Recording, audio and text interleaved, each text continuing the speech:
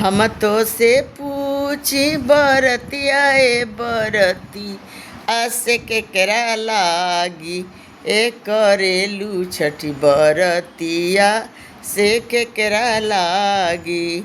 हम तो से पूछी बरतिया ए बरतिया से केकरा लागी ए करेलू छठी बरतिया से केकरा लागी।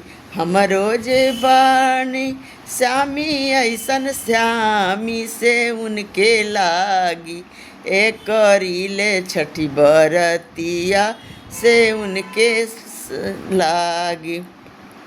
हमरो जे बानी श्यामी ऐसन श्यामी से उनके लागी ए करीले छठ बरतिया से उनके लागी। हम तो से पूछी बरतिया ए बरतिया से केकरा लागी ए करेलू छठी बरतिया से केकरा लागी। हमरो जे बेटावा कुलदीप ऐसन बेटावा से उनके लागी ए करीले छठी बरतिया से उनके लागी। हमरो जे बाड़े संदीप ऐसन बेटावा से उनके लागी ए करीले छठी बरतिया से उनके लागी। हम तो से पूछी बरतिया ए बरतिया से केकरा लागी ए करेलू छठी बरतिया से केकरा लागी।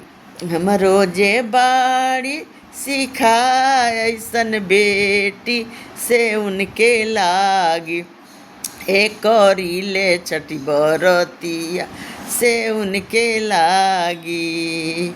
हमरो जे बाड़े ऋषि का ऐसन नाती से उनके लागी ए करीले छठी बरतिया से उनके। हमरो जे बाड़े राघो वैसन नाती से उनके लागी ए करीले छठी बरतिया से उनके ला। हमरो जे बानी रंजीत ऐसन दामद से उनके लागी ए करीले छठी बरतिया से उनके ला। हम तो से पूछी तिवैया ए तिवैया के केकरा लागी ए करेलू छठी बरतिया से केकरा लागी। हमहू जे करीले अवध सिन्हर वाला से उनके लागी ए करीले छठी बरतिया से उनके लागी।